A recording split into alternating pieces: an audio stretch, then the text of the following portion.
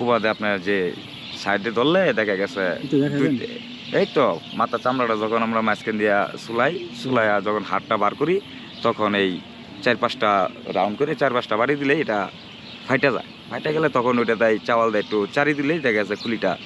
আবার এটা তো ভাই অনেক হিসাব করে বাড়ি দিতে হয়। হ্যাঁ, হিসাব করে। যদি একটু এলোমেলো হয়ে যায় তাহলে আবার মাথার মজক আবার ওটা আওলানো যাবে না, কারণ ডাইলে গেলে তো আপনার আরো বেজাল। এটা প্রমাণ পাওয়া যাবে না, হিতে বিপরীত হয়ে যাবে ওইটার জন্য। খুব বাটাল জেল যাবো, বাটালটা দেখা গেছে ছোট জিনিস, হাঁটুতে দেখা গেছে একটা বাড়ি যদি বেশি লাগে যায় তখন সমস্যা। এই চাইনিজ ব্লেড যেটা বলতেছেন, আর আরেকটা আছে আপনার ওই বাংলা যেটা 3 পাউন্ডের হাতুর, আর বাংলা কুবা, আর হচ্ছে আপনার এই বাংলা ছুরি।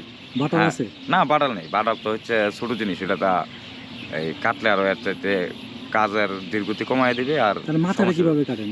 মাথাটা এটা কুবা দিয়া, হ্যাঁ কুবা দিয়ে আপনার যে সাইডে ধরলে দেখা গেছে এই তো মাথা চামড়াটা যখন আমরা মাঝখান দিয়া চুলাইয়া যখন হাড়টা বার করি তখন এই 4-5টা রাউন্ড করে 4-5টা বাড়ি দিলে এটা ফাইটা গেলে তখন ওইটা তাই চাওয়াল দেয় একটু চারি দিলেই দেখা গেছে খুলিটা। আবার এটা তো ভাই অনেক হিসাব করে বাড়ি দিতে হয়। হ্যাঁ, হিসাব করে। যদি একটু এলোমেলো হয়ে যায় তাহলে আবার মাথার মজক আবার ওটা আওলানো যাবে না, কারণ ডাইলে গেলে তো আপনার আরো বেজাল। এটা প্রমাণ পাওয়া যাবে না, হিতে বিপরীত হয়ে যাবে ওইটার জন্য। খুব বাটাল জেল যাবো, বাটালটা দেখা গেছে ছোট জিনিস, হাঁটুতে দেখা গেছে একটা বাড়ি যদি বেশি লাগে যায় তখন সমস্যা। লাশ করে যখন লাশ ঢুকে তখন দেখা গেছে ডাক্তার সাহেব আসলে ডাক্তার সাহেব ওপেন করার অনুমতি দিলে তখন আমরা ওপেন করি, বা ওখানে সিরিয়াল মেনটেন করে যার কাগজটা ডাক্তার সাহেবের কাছে আগে যাইব ওইটা আগে ধরতে হইব, বা ওখানে আছে ওই 1 নম্বর 2 নম্বর 3 নম্বর এরকমই আছে সিরিয়ালে, যারটাই এই যে থানাটা আগে পাওয়া যাবে ওই থানাটাই ওপেন করা লাগবে। তখন আমরা ওই যে ডাক্তারের অনুমতি দিলে দেখা গেছে 1 নম্বর থেকে শুরু করিয়া ওই লাশ 7টা থাকুক 8টা থাকুক 10টা থাকুক তখন ওই সিরিয়াল মেনটেন করে কাটাকাটি শুরু করে। প্রথম কাটাটা কি মানে বুকটাই? হ্যাঁ, প্রথম কাটা হয়েছে আপনার থুতা থেকে নাভির নিচ পর্যন্ত।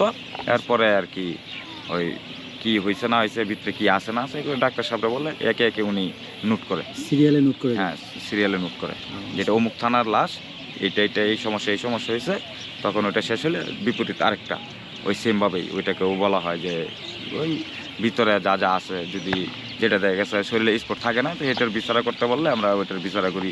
যেটার এই বিষ খায় মারা যায় তখন ওটা ডাক্তার সাহেবের এই বিচারাও করতে বললে দেখা গেছে বিচারা করি।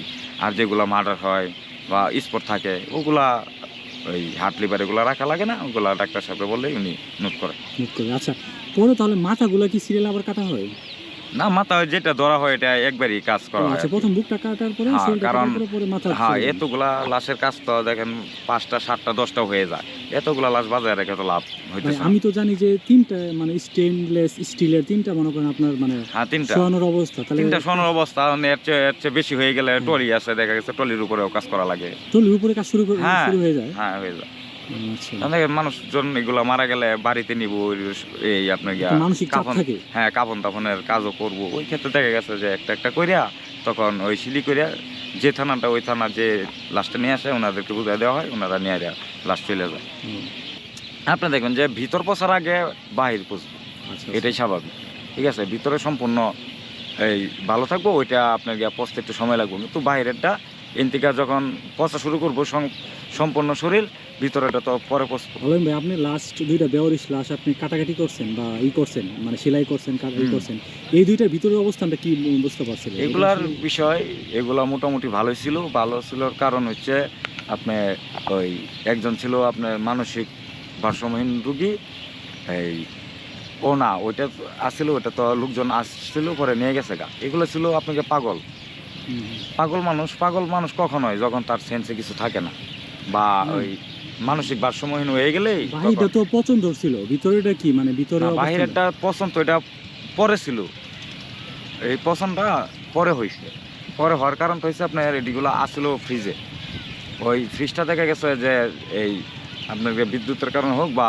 এই বৈদ্যুতিক কারণে ফ্রিজটা অফ হয়ে গেছিলো, তখন আর ওইদিকে কেউ খেয়াল দেয় নাই, তখন যখন একটু হালকা দুর্গন্ধ বের হয়েছে তখন দেখা গেছে যে না এই লাশগুলা পচে যাওয়ার কারণেই ওই ইমার্জেন্সিভাবে ওই ফ্রিজ থেকে এই লাশগুলারে বের করানো হয়েছে। বের করানোর মাধ্যম হয়েছে কি এরা যে এই লাশটি যদি আবার ভিতরে থাকে তাহলে এই লাশটির দেখা গেছে আপনার এই গ্রানে বা গন্ধে বিপরীতে যে ভালো লাশগুলো আছে ওগুলো নষ্ট হয়ে যাবে, আচ্ছা কারণ ওগুলার দেখা গেছে শনাক্ত করব লোকজন ভালো লাশ লোকজন আছে, তখন এটি বেওয়ারিশ, তখন ওটিরে বার করে এইগুলোর কারণে ওইগুলোর উপর একটা চাপ পড়বে। হ্যাঁ চাপ পড়বে। বুঝতে পেরেছি। দেখবেন যে একটা পচা ফলের সঙ্গে যদি একটা পচা ফল থাকে তো ওইটাও নষ্ট হয়ে ওটা যাবে। নষ্ট হয়। তো এইটাও দেখা গেছে যে পচা লাশের সঙ্গে যদি ভালো লাশটি থাকে তো ওগুলো নষ্ট হয়ে যাবে, ওই তখন ওটি বার করে পোস্টমর্টম করায় আর কি দাফনের ব্যবস্থা নেওয়া হয়েছে। বুঝতে পেরেছি। এগুলো তো মনে হয় ওজন অনেক বেশি, পচে টচে একদম চেহারা বিকৃত হয়ে গেছিল। হুম ওগুলো চেহারা ছবি একবারে বিকৃত হয়ে গেছে। বিকৃত হয়ে গেছিল। আচ্ছা, তো আলামিন ভাই অনেক সময় দিলেন, তো ধন্যবাদ, আপনার কাছ থেকে অনেক কিছু জানলাম। ঠিক আছে, আবার আসবেন, আপনাকেও ধন্যবাদ।